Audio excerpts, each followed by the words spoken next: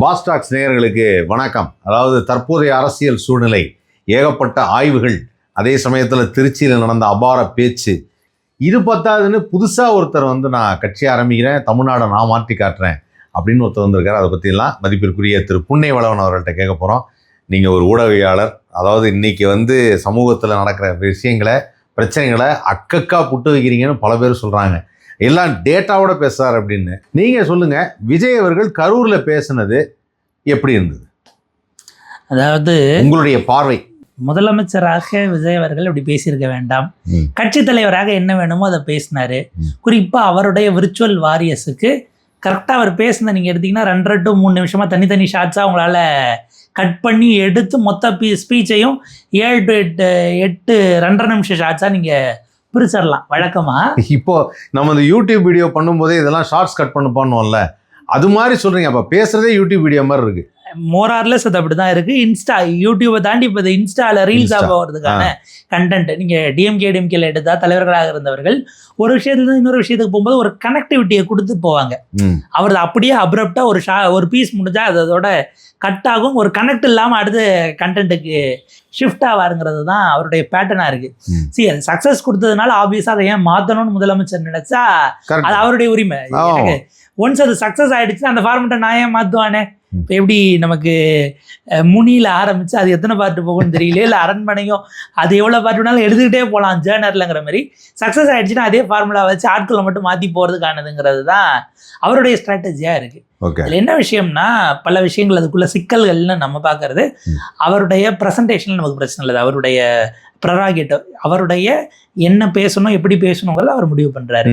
ஆனால் அங்கே ஒரு டேஷ் அப்படிங்கிற இடத்த போடுறதோ அல்லது ஒருமையில் பேசுகிறதோ, பணமா ஜனமானா ஜனந்தாண்டாங்கிறது அந்த டா இல்லாமலும் சொல்ல முடியும். ஆனால் அந்த இடத்துல இந்த அந்த ஃபோர்ஸ் வேணும்னா ஒரு எதிராளியை வைக்காமல் நீங்கள் ஒரு படமும் ஓடாதுங்கிற அந்த ஃபார்மெட்டுக்குள்ளதான். ஒரு கோவம் வரும்போது ஜனந்தாயா அப்படின்னு கூட சொல்லிருக்கலாம், ஐயான்னு கூட சொல்லியிருக்கலாம். டான்னு சொன்னதுதான் தவறா இருக்கு. அது என்னன்னா, நீங்கள் முதலமைச்சர் சேர்ச்சிருக்கும் போயிட்டீங்க. கட்சி தலைவராக இருந்தாலும் அப்படி தலைவர் பேசக்கூடாது. அதுக்கெல்லாம் அடுத்தடுத்த லேயரில் ஆட்களை வச்சுருப்பாங்க. ரொம்ப அது அப்படி பேசுறது க்ரௌடை என்கேஜ் பண்ணி தனியாக ஆட்களை வைப்பாங்க. இங்கே அவரை தான் ஃபேஸுங்கிறதுனால எல்லாரோலையும் தசாவதாரம் கமல் சார் பண்ண மாதிரி கட்சிக்குள்ள மொத்தத்தையும் அவர் தான் பண்ண வேண்டியிருக்கு. ஏன்னா அவர் இல்லைன்னா அது சக்ஸஸ் ஆகுமானா கூட்டமே வருமாங்கிற. நீங்கள் சொல்கிறது எப்படின்னா, ஒரு கட்சியில் இப்போ திராவிட முன்னேற்ற கழகத்தில் தீப்பொறி ஆறுமோன்னு ஒருத்தர் இருந்தார்ல, அவர் தான் அனல் பறக்க பேசுவார். அப்புறம் சில பேர் கொஞ்சம் கோடிட்டு பேசுவாங்க, சில பேர் இலக்கிய நடையாக பேசுவாங்க. பிரிச்சிடலாம். இவர் எல்லாரோடையும் சேர்ந்து ஒன்றா பண்ணுறாருங்கிறீங்க. அவர் மட்டும்தான் பண்ண வேண்டிய இடத்துல இருக்கிறது, அல்லது அந்த ரீச் அந்த இம்பாக்ட் அவர் பண்ணாதான் வருங்கிறதுனால. மற்றவங்களுக்கு பேசுறதுக்கு ஒருவேளை அந்த உரிமை இல்லையோ இந்த மாதிரிலாம் பேசுறதுக்கு? இவர் பேசுவதை ரீச் ஆகிற அளவுக்கு, அல்லது இவர் பேசுறதை கேட்கறதுக்கு இருக்கக்கூடிய அந்த ஆடியன்ஸ் அவருக்காக மட்டும் வர ஆடியன்ஸ், டார்கெட் ஆடியன்ஸை அவர் தான் கனெக்ட் பண்ண முடியுங்கிற ஒரு விஷயம் இருக்குது. மற்றவங்க அது ஸ்லோவாக தான் ஆரம்பிக்க வேண்டிய இடத்துல இருக்காங்க. அது எவ்வளோ நாள் டைம் எடுக்கலாம், அதுக்கான ஸ்பேஸ் இனிமேல் தான் அவங்க உருவாக்கணும். டார்கெட் ஆடியன்ஸ் ஃபிக்ஸ் பண்ணால் தான் நீங்கள் அவங்களுக்கான கண்டென்ட் டெலிவர் பண்ண முடியும்.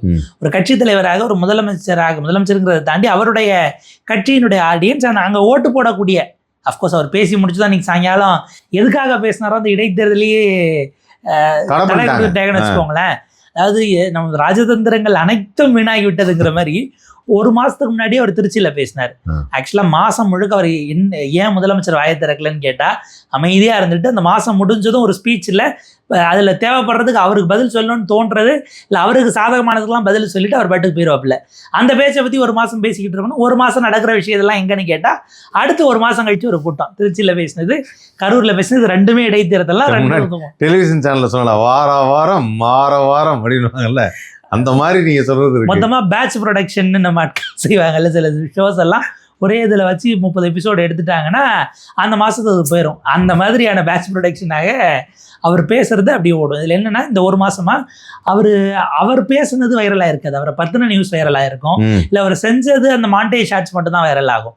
ஸோ அதை ஒரு பூஸ்டை கொடுத்து அப்புறம் கேடர்ஸை நீங்கள் எப்படி என்கேஜ் பண்ணிக்கிட்டே இருப்பீங்கிறது இருக்கு இல்லையா, அதற்கானது. ஆனால் நோக்கம் தான் நிறைவேறாமல் நீதிமன்றம் திடீர்னு குறுக்க அந்த கௌஷிக் வந்தா அப்படின்ற மாதிரி உள்ளே வந்துட்டு ஒரு சிக்கலாக போச்சு. அதை தாண்டி அவர் கரூர் வழக்கு குறித்து அந்த பழைய தூக்கி திமுக மேலே போட்டதெல்லாம் சட்ட ரீதியிலாக அது அவருக்கே பின்விளைவுகளை ஏற்படுத்தும். அது தவறான முன்னுதாரணம்.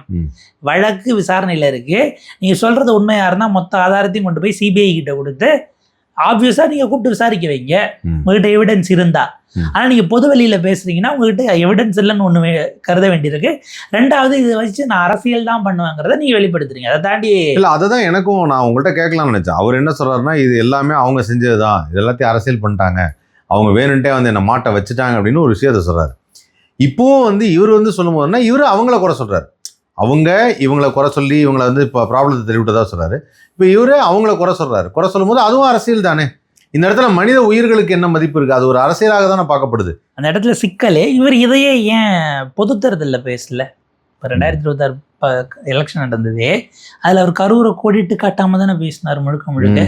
இப்போ ஆட்சிக்கு வந்ததுனால தான் இப்போ நீங்கள் இந்த பழியவே சொல்கிறீங்களான்னு ஒரு கேள்வி வருது இல்லை? நீங்கள் ஏன் அங்கே பேசலை? அது உண்மையாக இருக்கிற பட்சத்தில் எனக்கு அதுக்கான நியாயம் கொடுங்க, நாங்கள் ஏன் பேசலை? அது பேக் ஃபயர் ஆயிருமோ? இல்லை 2 முறை சிபிஐ விசாரணைக்கு போயிட்டு வந்து இன்னொரு விசாரணைக்கு கூப்பிட்டுருவாங்களோ, எலெக்ஷன் முடிகிற வரைக்கும் தொல்லை பண்ணக்கூடாதுன்னு நீங்கள் தவிர்த்தீங்களா? அப்போ அது உங்களுடைய லாப நஷ்ட கணக்கு சார்ந்ததாகத்தானே இந்த உயிர்கள் இருந்திருக்குங்கிற கேள்வி அந்த இடத்துல நமக்கு எழுது. இப்போ நீங்கள் சொல்கிறீங்கனாலும் நீங்கள் இப்போ என்ன உங்களுடைய குற்றச்சாட்டு? போலீஸ் திட்டமிட்டு கொண்டு போய் உங்களை உள்ளே விட்டாங்கங்கிறீங்க. ஆனால் இதில் அவரே வந்து பார்த்தீங்கன்னா இன்னொன்று சொல்கிறார், பெரம்பலூரில் எங்களை வேண்டான்ட்டாங்க, ஆனால் இங்கே வந்து கரூரில் கூப்பிட்டு போய் விட்டாங்கன்னு. பெரம்பலூரில் ஏன் வேணாங்க அப்படின்னு சொன்னாங்கன்னா ரொம்ப சீரியஸான விஷயம். இருந்தாலும் நம்ம அவர் படத்துல இருந்தே ஒரு உதாரணம் சொல்லலாம். சுறா படத்தில் ஒரு காமெடி ட்ராக் வச்சுருப்பாங்க. இது படகு போட்டிக்கு வடிவேலு கிளம்பி எல்லா இடத்துலையும் மாலை போட்டு அவங்களுக்கு தட்டில் காசை போட்டு முடிச்சு போனால் ரெப்பரி இப்படி மல்லாக தூக்கிட்டு இருப்பார். அவரை போய் எழுப்பி அப்புறம் நான் தானே அண்ணன் போஸ்ட் யாரும் வரல போட்டி காலையில் 6 மணிக்கு நீ எப்போ வந்திருக்க? சாயங்காலம் 6 மணிக்கு மணி இப்போ சாயங்காலம் 6 மணிங்கிற மாதிரி இவங்க பர்மிஷன் வாங்கினது செப்டம்பர் 12ஆம் தேதி அறிவிக்கிறாங்க. 13ஆம் தேதி அவர் வராருன்னு. பெரம்பலூரில் சாயங்காலம் 4 மணிக்கு குன்னத்துலையும் 5 to 7 அங்கே வானொலி திடல், ஒருவேளை அங்கே ஆல் இண்டியா ரேடியோக்கான அந்த கிரவுண்ட் இருக்கும் போல இருக்கு, அந்த வானொலி திடல் பெரம்பலூர்லன்னு 5 to 7 கொடுத்துருந்தாங்க. இது 13ஆம் தேதி.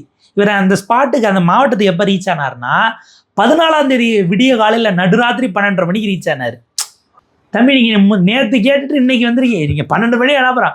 அதை விட முக்கியம் 10 மணிக்கு மேலே கூட்டம் நடத்தக்கூடாது, உள்ள இருக்க கூட்டமே நீங்கள் நடத்தக்கூடாது. மக்கள் சந்திப்பு பொதுக்கூட்டம் எப்படி 10 மணிக்கு நடத்துவீங்க? இல்லை, எனக்கு என்ன டவுட்னா 13ஆம் தேதி பர்மிஷன் கேட்டது சாயங்காலம் 5 to 7 இல்லையா? 5 to 7க்கு ஒரு 14ஆம் தேதி காலையில், அதாவது 12 நடுராத்திரி 12 13 நடுராத்திரி 14 காலையில் 12 மணிக்கு இருக்காப்ல. அது வந்தா எனக்கு தெரிஞ்சு அவங்க போலீஸ் கூட இருந்திருக்க மாட்டாங்களே. ஆனால் அந்த கூட்டம் இருந்தனால கூட்டத்தை கலைச்சி விடணுங்கிறதுக்காக அவங்க நின்று ஏற்கனவே 10 மணிக்கு மேலே கூட்டம் நடத்தக்கூடாது, அவங்க 3 மணி நேரமாக இன்னமும் கலையாமல் இருக்காங்க. நீங்கள் உள்ளே வந்தீங்கன்னா மறுபடியும் அந்த கூட்டம் நெறிஞ்சு சிக்கல் ஆயிரும்னுட்டு நீங்கள் கேட்டதை விட அடுத்த தேதி வந்திருக்கீங்க, அதனால் அனுமதிக்க முடியாதுன்ற பிறகு அங்கேருந்து அப்படியே திருப்பி வேறு ரூட் போயிட்டாப்ல. ஸோ அப்போ அது காரணம் வந்து அனுமதி கிடையாது அன்னைக்கு. ஆமாம், நீங்கள் அடுத்த நாள் வந்தீங்க. சிலெல்லாம் ட்ரெயினை புக் பண்ணிவிட்டு தேதி என்னைக்குன்னு பார்க்காம ஒரு நாள் முன்னாடி போட்டுட்டு போய் முந்தின நாளே போய் உட்கார்ற கணக்கில் அவர் ஒரு காவல்துறையை வந்து சொல்றாரு, அன்னைக்கு இருந்த அந்த கரூர் போலீஸ் அப்படிங்கிறாரு. இப்போ அவர் தான் வந்து அந்த டிபார்ட்மெண்ட்டே ஹேண்டில் பண்ணுறாரு இல்லையா? அது எப்பவுமே முதலமைச்சர் கையில் தான் இருக்கும். ஸோ அப்படி இருக்கும் பொழுது இன்னைக்கு இருக்கக்கூடிய காவல்துறை அதிகாரிகள்ங்கிறது புதுசாக வந்திருக்க மாட்டாங்க.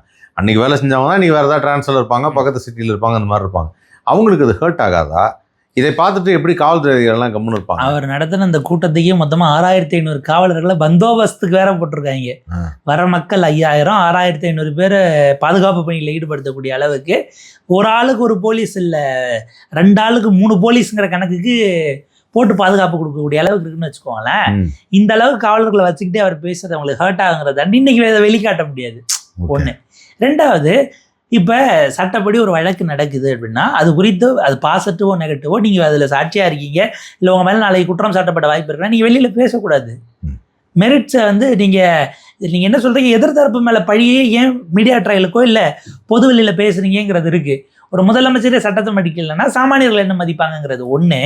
ரெண்டாவது, நீங்கள் சொல்லக்கூடிய இன்னைக்கு வரைக்கும் கரூரில் அந்த சம்பவம் நடந்து இப்போ இன்னும் 2 மாதம் வந்தால் 1 வருஷம் ஆகும். இப்போ வரைக்கும் உங்கள் சார்ஜ் உண்மையாக இருந்தால் ஏன் திமுக தலைவரை மு.க. ஸ்டாலின் அன்றைய முதலமைச்சரையோ இல்லை அன்றைய துணை முதலமைச்சர் உதயநிதி ஸ்டாலினையோ சிபிஐ கூப்பிடல? அப்படி இந்த விஷயத்தை சிபிஐயில் சொல்லன்னு அர்த்தமா? ஏன் சொல்லலை? அங்கே சொல்லலைன்னா அவங்க தானே தண்டனை வாங்கி தரணும். உண்மையாக இருந்தால் ஆதாரங்களை கொண்டு போய் நீங்கள் அங்கல்ல கொடுக்கணும். பட் அதை கொடுக்காம நீங்கள் செய்கிறீங்க அப்படின்னா இதில் இன்னொன்று அவர்களுக்கு அரசு வேலை கொடுக்கலாமா அப்படிங்கிறது விவாதமாக போயிருக்கு. அந்த இடத்துக்கு ஒரு பாயிண்ட் வரேன். ஆக்சுவலாக என்னன்னா, இவர் நடுவில் அந்த ஸ்பீச் ஒரு இடத்துல சொல்கிறாரு, குற்றமுள்ள நெஞ்சு குறுக்குறைங்கும் அப்படிங்கிறாரு. குறுகுறுங்கிறது குர்குரேன்னு சொல்லி இப்போ ஜென்சி கிட்ஸுக்கு புரிஞ்ச அந்த குர்குரேயை வச்சு சொல்கிறாருன்னு நினைக்கிறேன். கோணலா இருந்தாலும் என்னுடைய மேடெல்லாம் ரொம்ப பெருசு. இல்லை இப்போ என்னன்னா இந்த குர்குரேங்கோ அப்படின்னு சொன்னப்போ நான் என்ன யோசிச்சேன்னா, அப்போனா யார் குற்றம் செஞ்சுருக்காங்களோ அவங்களுக்கு தான் ஐயோ அவங்களுக்கு ஏதாவது செஞ்சாகணுமே அப்படின்னு தோணும். அப்போது இவர் தானே 41 பேருக்கு அரசு வேலை வாங்கி தந்தார், நான் அரசு வேலை தரேன்னு சொன்னார். அப்போ இவர் ஏற்றுக்கிறாரா? நான் தான் அதுக்கு காரணம், நான் செய்த தப்புக்கு நான் பிராயச்சித்தம் தேர்றேங்கிற மாதிரி சொல்கிறாரா? அதுதான் இல்லை, அதான் கேட்குறேன். அது என்ன, எப்படி பார்க்குறீங்க? இதில் 2 விஷயம். இப்போ பலரும் என்ன பண்ணிட்டாங்க, இதை காரணம் காட்டி அவங்கவுங்க பல்வேறு விதமான காலகட்டத்தில் அவங்க அந்தந்த கட்சிகள் எதுக்கு போராடிச்சோ அவங்க குடும்பத்துக்கெல்லாம் அரசு வேலைன்னு ஒரு தரப்பு வராங்க, இன்னொரு தரப்பு அதை எதிர்க்கிறாங்க. நீங்கள் அடிப்படையில் இது வழக்கமான கம்பேஷனேட் கிரவுண்டு, கருணை அடிப்படையில் வேலை என்பது அரசு வேலையில் இருக்கிறவர்கள் அவங்களே பணியில் இருக்கும்போது ஏதோ காரணமாக அசம்பாவிதம், இப்போ ஒரு ஃபயர் சர்வீஸ் மேனாக ஃபயர் கார்டாக இருக்கிறாரு, போய் காப்பாற்றிட்டு அவர் உயிரிழக்கிறாரு, இல்லை காவல்துறையில் இருக்கிறாங்க, இப்படி இருக்கிறவங்க இல்லை ஒரு அரசு பணியில் ஓட்டுநராக இருப்பார், திடீர்னு மாரடைப்பு உயிரிழப்பதற்கான வாய்ப்பு இருக்குது, ஏதோ விபத்து ஆகலாம். இப்படியான விஷயங்கள் பணியில் இருக்கும்போது இறக்கிறவர்களுக்கு அடுத்து அந்த ஃபேமிலிக்கான ஒரு ஏர்னிங் அத்தாரிட்டி ஒருவர் வேணும், ஒரு நபர் வேணும், குடும்பமே நுடைஞ்சு போயிடக்கூடாதுங்கிற வகையில் ஒரு காலகட்டத்தில் இருந்து அதுதான் அங்கே ரூல்ஸாக இருக்குது. அப்போ ஏதோ ஒரு வகையில் அதில் அரசுக்கு ஒரு ரோல் இருக்குது, அல்லது அரசு அந்த அசம்பாவிதத்துக்கு பொறுப்பெடுக்க வேண்டிய இடம் வருது. உதாரணத்துக்கு ஸ்டெர்லைட்டில் சுட்டு கொண்டாங்கன்னா அந்த சம்பவத்தில் காவல்துறை செய்திருக்கிறது, காவல்துறை அரசினுடைய கட்டுப்பாட்டில் இருக்குது, அரசு அதில் பொறுப்பில் இருக்காங்கன்னும் போது அவங்க கொடுக்குறாங்கன்னா அரசு தன்னுடைய தவற்றிற்காக கொடுத்தது, தான் கட்டுப்படுத்த தவறியதற்காக அதில் கொடுத்தாங்கன்னு அதுலேயே ஒரு சிலருக்கு தான் கொடுத்தாங்க, முழுமையாக எல்லாரும் கொடுத்தாங்களாங்கிறது இல்லை. அது இங்கே நீதிமன்றத்துக்கு விவாதத்துக்கு வரும்போது அது இஷ்யூ ஆச்சு. அப்போ நீங்கள் ஏற்கனவே அரசு வேலையவே ரொம்ப குறைச்சாச்சு. இன்றைக்கி இப்போ சமீபத்தில் அவங்க ஏறத்தாழ ஒரு 30 போஸ்ட்டும் என்னமோ வச்சு தான் இது குரூப் 1க்கோ என்னமோ ரிலீஸ் பண்ணாங்கன்னு ஆஸ்பிரன்ஸ் எல்லாம் கொந்தளிச்சாங்க. 26 போஸ்டிங், 28 போஸ்டிங், 30 போஸ்டிங் தான்னா நாங்கள் எத்தனை லட்சம் பேர் இருக்கோம், போஸ்டிங்ஸ் ரிட்டையர் ஆனவங்களுக்குலாம் இப்போ நீங்கள் எப்படி ஃபில் பண்ணுறீங்க, இல்லை இதுக்கப்புறம் ஆளே எடுக்க வேண்டாம்னு முடிவு பண்ணிட்டீங்களான்னு இப்போ ஒரு 3 வாரத்துக்கு முன்னாடி வந்த ஒரு நோட்டிஃபிகேஷனுக்கு அவ்வளோ கொந்தளிப்பு ஆஸ்பிரன்ட் சைடில் வருது. ஒரு இடத்துல ஜாப் ஃபேர் நடக்குதுன்னா ஒரு பெருங்கூட்டம் போகிறார்கள். போட்டித் தேர்வுக்காக இரவு பகலாக உழைத்து கொண்டிருக்கக்கூடிய இதனுடைய எந்த ஒரு அவங்களுக்கு என்டர்டெயின்மெண்ட்டுன்னு கிடக்காது, ஃபேமிலின்னு இருக்காது, எதையுமே பார்க்காம பல மணி நேரம் படிக்கக்கூடியவர்கள் தமிழ்நாடு முழுக்க இருக்கிறாங்க. நீங்கள் அப்படி இருக்கும் பொழுது ஒரு கம்பேஷனல் கிரவுண்டில் இவங்க அரசால் பாதிக்கப்பட்டவர்களா அப்படின்னா ஸ்டெர்லைட்லேயாச்சும் குறைஞ்சபட்சம் ஒரு குவாசி ஜுடிஷியல் அத்தாரிட்டி, ஒரு நீதிபதி தலைமையில், ஒரு ஓய்வு பெற்ற நீதிபதி தலைமையில் கமிஷன் போட்டு அவங்க அறிக்கை கொடுக்குறாங்க, அரசு காவல்துறை அதில் ஈடுபட்டு இருக்கிறது அப்படிங்கிறத நிரூபிக்கக்கூடிய அளவுக்கு ஒரு ரிப்போர்ட் வருது. இங்கே அப்படி எதுவுமே வராமல் நீங்கள் எந்த கிரவுண்டில் கொடுத்தீங்க? அதனால தான் நீதிமன்றம் நீங்கள் வேலை கொடுங்க, ஆனால் அது செல்லுமா செல்லாதாங்கிறது நாங்கள் அவங்க முதல் சம்பளம் வாங்குறதுக்குள்ளே விசாரித்து நாங்கள் ஒரு தீர்ப்பை கொடுக்குறோங்கிறாங்க. ஏன்னா அன்னைக்கு மதியம் ஆர்டரு, காலையில் தான் வழக்கு வருது. அவங்க வரும்போது இந்த ஆர்டர் டெம்பரவரி தான், இந்த ஆர்டர் கொடுப்பது என்பது விதிகளின்படி சரியா தவறா, அதற்கு வாய்ப்பு இருக்கா, அரசாங்கத்தினுடைய கொள்கை முடிவு நாங்கள் அதை தளர்த்த முடியுமா என்பதை இவங்க முதல் சம்பளம் வாங்குறதுக்குள்ள, அதாவது இந்த மாதம் 21ஆம் தேதி நினைக்கிறேன், அன்னைக்கு அவங்களே என்ன பண்ணுறாங்க, டிஎன்பிசியினுடைய மெம்பர் செக்ரட்டரி செயலாளரை உள்ளே சேர்த்து அவர் எங்களுக்கு இப்படி கருணை வாரிசு அடிப்படையில் இல்லை அதை கருணை அடிப்படையில் வேலை கொடுப்பதற்கான விதிகள் என்னமோ மொத்தத்தையும் நீங்கள் கோர்ட்டுக்கு அறிக்கையாக சப்மிட் பண்ணணும், அதில் மேட்ச் ஆகுதா இல்லையாங்கிறத பார்த்துட்டு நாங்கள் முடிவு எடுக்கிறோம் அப்படின்னு சேதியும் சொல்லி கொடுத்துட்டாங்க. இவர் கொடுத்திருந்தாலும் கூட அது சப்ஜெக்ட் முதல் சம்பளம் வரைக்கும் தான் செல்லும், முதல் சம்பளம் வாங்குறதுக்குள்ளேயே நாங்கள் சொல்லிடுவோங்கிறாங்க. அப்போ அது நாங்கள் முழுமையாக ஒரு கொடுத்துட்றோம். அதை தாண்டி இதில் குழப்பம் இருக்குன்னா இனிமேல் இந்த மாதிரியாக அரசு வேலை கொடுப்பதற்கென்று ஒரு எஸ்ஓபி நீங்கள் கொண்டு வர வேண்டியிருக்கிறது. ஒரு ஸ்டாண்டர்ட் ஆப்ரேட்டிங் ப்ரொசீஜராக ஒரு ப்ராடர் ஃப்ரேம் ஒர்க்கை நீங்கள் ரெடி பண்ணணும், சட்ட விதிகளை வகுக்க வேண்டிய தேவை இருக்குது. இவர் எஸ்ஓபி பண்ண மாட்டாரு, அவர் இது வச்ச பேரே ஸ்டாலின் ஆப்ரேட்டிங் ப்ரொசீஜர். இப்போ கோர்ட்லேயே 2 எஸ்ஓபி சம்மந்தமாக அவங்க போய் சந்திச்சுட்டு வந்துருக்குறாங்க. இந்த உங்களுக்கு கம்பேஷனேட் கிரவுண்டில் வேலை கொடுப்பது அப்படிங்கிறது. இரண்டாவது, இந்த பள்ளி வளாகத்துக்குள்ள அரசியல் கட்சி தலைவர்களை அத்துமீறி நுழைந்து ரீல்ஸ் அடிக்கிறார்கள் அப்படின்னு கூடாதுன்னு இப்போ சமீபத்தில் அமைச்சர் ராஜ்மோகன் ஒரு அறிக்கை கொடுத்தாரு. அந்த அறிக்கைக்கு காரணம், ராஜ்மோகன் ஃபாரின் போயிருந்த அந்த சமயத்துல கீர்த்தனா போய் அந்த ஸ்கூல்ல அந்த குழந்தைய ஆய்வு செய்துட்டாங்க. இன்னைக்கு நம்ம பேசிக்கிட்டு இருக்கிற நேரத்தில் இங்கே செங்கல்பட்டில் சந்தோஷபுரம் ஸ்கூலில் போய் ஆசிரியர் சொல்ல கேட்காம போய் முதலமைச்சர் படத்தை மாட்டி ரீல்ஸ் எடுத்து அதை அவங்களே இன்ஸ்டாவில் போட்டு முதலமைச்சரையே டேக் பண்ணி ஒரு ரீல்ஸ் வைரலாக போய்கிட்டு இருக்கு. இல்லை, இப்போ இவ்வளோ தூரம் நம்ம அந்த அமைச்சர்கள்லாம் போகிறாங்க, பள்ளியில் போய் ஆய்வு செய்கிறாங்க, அது ரீல்ஸாக எடுக்கிறாங்க, இதெல்லாம் இப்போ செங்கல்பட்டில் கூட நீங்கள் ஒன்று பண்ணாங்க அப்படிங்கலாம் சொன்னீங்க. ஸோ இதில் எல்லாம் காமனாக இருக்கிற ஒரு விஷயம் என்ன, ரீல்ஸ் எல்லாமே இந்த ஷார்ட்ஸ். இப்போ நீங்கள் விஜய் அவர்கள் கரூரில் பேசுனதும் வந்து பார்த்தீங்கன்னா 20 நிமிஷம் பேஜில் நீங்கள் அங்கே ஷார்ட்ஸாக கட் பண்ணிடலாம், அது ஒரு ரீலாக போடலாம், அதுக்கு தான் எல்லாமே எய்ம் பண்ணுறாங்க அப்படிங்கிறாங்க. இப்போ இதே மாதிரி இந்த ரீல் ஆச்சுன்னா எதிர்க்கட்சியும் சொல்லிட்டு இருக்காங்க. இது எப்போ இது மாறுவதற்கான ஏதாவது அறிகுறி உண்டா? அதாவது ரீல்ஸ் பற்றி மட்டுமே எல்லாரும் இனிமேல் யோசிப்பாங்களா? இதுக்கு என்ன ஒரு பதில் இருக்குது? தமிழ்நாட்டுடைய நிலைமை எப்படியா இருக்கும்? அப்போ நம்ம நல்லா இருக்கோம்னு சொல்லிட்டு நாங்கள் அரிசி வாங்கிட்டோம், பருப்பு வாங்கிட்டோம், ரீல்ஸ் போட்டால் போருமா? இதில் முக்கியமான ஒரு விஷயம் என்னென்னா, இந்த ரீல்ஸுக்கு பின்னாடி ஓடிக்கிட்டு ரியல் ப்ராப்ளத்தை எதிர்கட்சிகளும் கொட்ட விடுறாங்களோங்கிற ஒரு விஷயம் இருக்குது. அதாவது இப்போ இந்த 2 மாதங்களாக எந்த பிரச்சனையும் எதிர்கட்சிகள் எடுக்கவில்லை. முதலமைச்சரோ அல்லது தாவேக்காவோ வைக்கிறதுக்கு ரியாக்ட் பண்ணுற இடத்துல மட்டும்தான் எதிர்கட்சிகள் இருக்காங்க. நீங்கள் ப்ரோஆக்டிவாவோ அல்லது மக்கள் பிரச்சனை சார்தோ எதையுமே இவங்க ஒரு விஷயத்தை செட் பண்ணி அரசை யூட்டர்ன் வாங்க வைக்கிறதுக்கோ இல்லை பதில் சொல்லவோ வைக்கல. இப்போ இவங்க ரீல்ஸை நோக்கியோ அல்லது ஜென்சியை நோக்கியோ இப்படி ஓடுவது அப்படிங்கிறது வழக்கமாக அவங்க கிரவுண்டில் இருந்து திரும்ப ரிவைவ் ஆவதற்கான சாத்தியக்கூறுகளை தாண்டி வேற ஒரு பேரல் ட்ராக்ல யோசிக்கிறாங்க. இருக்கிறத உறுதிப்படுத்திக்கிட்டு, அதாவது இப்போ உங்களை நம்பி அதிமுக கூட்டணினா அதிமுக கூட்டணிக்குன்னு ஒரு 1.3 crore 1,30,00,000 ஓட்டு விழுந்திருக்கு. அதிமுக மட்டுமே 1,04,00,000 ஓட்டு விழுந்திருக்கு. திமுக கூட்டணிக்கும் அப்படி பார்த்தாலும் இப்போ கூட்டணியிலிருந்து கட்சிகள் பிரிஞ்சு போனால் கூட திமுக மட்டுமே ஏறத்தாழ 1.25 கோடி ஓட்டு வாங்கியிருக்கிறாங்க. முதல்ல இந்த 5 ஆண்டுகள் நீங்கள் அவங்க உங்களை விட்டு போகாமல் இருக்கிறதுக்கு ஒரு அஃபர்மேஷன், உங்களை எதிர்கட்சியாக சரி நம்ம ஓட்டு போட்டது வீணா போலையா, இந்த அரசை கண்ணில் விரலை விட்டு ஆட்டுறாங்கிற அளவுக்கு ஒரு நம்பிக்கையை கொடுக்கணும். அதுபோக இழந்த வாக்குகளை உங்ககிட்ட சேர்க்கணும். நீங்க ஜென்சியை டார்கெட் பண்றதுங்கிறது உங்க திட்டத்தினுடைய ஒரு அங்கமா இருக்கலாம், அது மட்டுமே திட்டமா இருக்குமாங்கிற ஒரு கேள்வி இருக்கு. இன்னொன்று, அவங்க ரீல்ஸ் போடுறதுனால இப்போ நம்மளும் ரீல்ஸ் போடணும், நம்மளும் பஞ்சு அப்படிங்கிற இடத்த நோக்கி நகர்றாங்களாங்கிறதும் கவனிக்கணும். அது அதாவது அதை ஒரு ஆடானா பண்ண பிரச்சனை இல்லை, அதை மட்டுமே ஃபோக்கஸ் பண்ணிட்டு நீங்க மற்றதை விட்டுறீங்களான்னு ஒரு கேள்வி இருக்கு. அதுதான் நடந்துட்டு இருக்கு, நடக்கிறதே முழுக்க அதுதான். நம்ம ஆட்களை இமீடியட்டா வர்றதுக்கு இந்த தரப்புல ஆதரவாளர்களா இருக்கிறவங்க உடனே அவங்க ஒரு அந்த பக்கம் பேசின ஒரு சின்ன கிளிப்பிங்க போட்டு பதிலுக்கு இவங்க பதில் சொல்றது, அவங்க போட்டோ பெருசா வச்சு பெரிய ரீல்ஸ்க்குள்ள ரீல்ஸ் மாதிரி இந்த ரீல்ஸ் அதுக்கான பதில் மேல அப்படின்ற மாதிரிலாம் வச்சு போட்டு அது ஒரு வைப்புக்கு நகர. இது ஒரு விதமான டைவர்ஷன் மாதிரி தானே, அதாவது டிஸ்ட்ராக்ஷன் அண்ட் டைவர்ஷன் வாங்கல்ல. ஏதோ ஒரு விஷயத்தை காமிச்சு அப்படியே மாற்றுறது. இப்போ இன்றைக்கி வந்து பார்த்தீங்கன்னா, இன்றைக்கி ஒரு பையன் பேசிட்டு இருக்காப்ல, பார்த்தியா முதல்வர் சட்டம் மாற்றிட்டார் அப்படின்னு. சட்டம் மாற்றிட்டாருங்கிறது இப்போ கரூரில் பேசும்போது கருப்பு சட்டை போட்டிருந்தாப்புல, இப்போ வந்து கருப்பு கோட்டு, கருப்பு பேண்ட்டு, ஒரு wine red maroon colour shirt போட்டு இப்போ உங்களை மாதிரி போட்டிருக்காப்புல, சரிங்களா? ஸோ இப்போ இந்த மாதிரி ஒரு ஷர்ட் போட்டு போடுறத அதை பெருசாக பேசுகிறாங்க. இப்போ இன்றைக்கான நீங்கள் சொன்ன மாதிரி பிரச்சனைகள் என்ன எதிர்கொள்வது என்ன இருக்குது அதெல்லாம் யாரும் கவனிக்கல.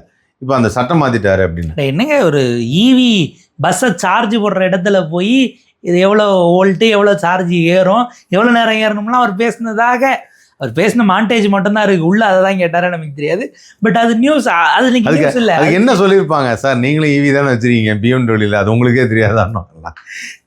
அதாவது அவங்களுக்குலாம் ஒரு எந்தூர் இருக்குது, அவர் கூட நின்று ஃபோட்டோ எடுக்கணும், யார் எந்த பக்கம் நிற்கிறது, அதெல்லாம் நம்மளால புரிஞ்சிக்க முடியுது. சில விஷயங்கள்லாம் அட்ராக்டிவாக இருக்குது. விஜய்கிட்ட வந்து என்னன்னா, அந்த போய் நிற்கும் போது சிஎம் நிற்கிறான்னா கையடி மடிச்சு விட்டு ஓகே இதெல்லாம் என்ன நடக்குது அப்படிங்கிறது இருக்குல்ல, அதெல்லாம் பார்த்தோன்னே ரொம்ப யங் அண்ட் ஸ்மார்ட்டஸ்ட் சிஎம் இவர் தான் இந்தியாவிலே அப்படிங்கிறாங்க. ஆனால் நடுவில் அந்த ஒருத்தர் ஆந்திராவில் ஒரு சிஎம் இருந்தாருங்கிறத மறந்துட்டாங்கன்னு வச்சுக்கோங்க, சரியா?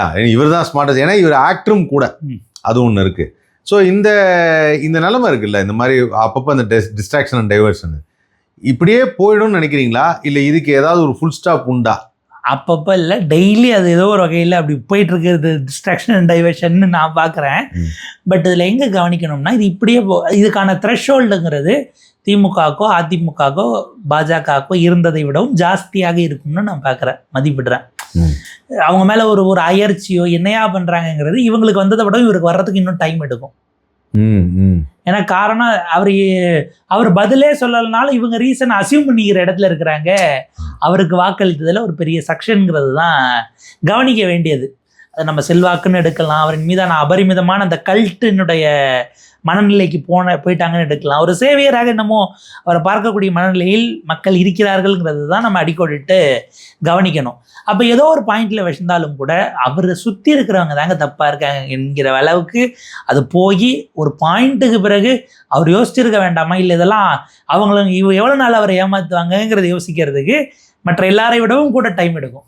எடப்பாடி பழனிசாமி அவர்களுக்கு 4 ஆண்டுகள் அப்படி அந்த ஒரு வேண்டாங்கிற உணர்வு வந்தது. ஸ்டாலின் அவர்களுக்கு 5 ஆண்டுகள் ஆச்சுன்னா இவருக்கு அதை விட கூடவும் ஆகலாம். அதில் என்னன்னா அந்த 4 ஆண்டுகள் ஒன்ஸ் வந்ததுனால 4 வருஷத்துக்கு முன்னாடியே வந்துருச்சாருன்னு நமக்கு தெரியாது.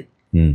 இவருக்கு 24 அளவுகளை வச்சா 40 ஜெயிச்சாங்க திமுக கூட்டணின்னும் போது பொண்ணு பெருசாக இல்லைன்னு தான் உணரப்பட்டது. பட் அதற்கு பிறகு அந்த 2 ஆண்டு டிரான்சிஷனுக்கு பிறகு அவங்க எதிர்கட்சியாக போய் உட்காரக்கூடிய ஒரு சூழல் வருதுன்னா இந்த நடுவில் என்ன நடந்ததுங்கிறது நம்ம ஒரு பல்ஸ் பிடிக்க முடியாது. ஒன்ஸ் உட்காந்து அந்த 5 ஆண்டுகள் அந்த த்ரெஷ்ஹோல்டு இவங்களுக்கு கூட இருக்கும். ஆனால் என்னன்னா கிரவுண்டில் டே டு டே இஷ்யூஸ் அதனுடைய த்ரெஷ்ஹோல்டு கூட இருக்கும்னு நீங்கள் சொல்கிறது வந்து இப்போ 5 ஆண்டுகளுக்கு ஒரு முறை தமிழ்நாட்டு மக்கள் வந்து மாறிக்கிட்டே இருந்தது. இனிமே அது 5 ஆண்டுகளில் ஒரு 10 ஆண்டுக்கு வர்றதுக்கு வாய்ப்பு இருக்குங்கிறீங்களா? இல்லை, இவரின் மீது ஒரு சலிப்பு, ஒரு அயற்சி வர்றதுக்கு டைம் ஆகுங்கிறீங்க. டைம் ஆகும். ஆனால் அந்த டைம் ஆகிறதா சொல்கிறேன். அந்த டைம் ஆகிறது வந்து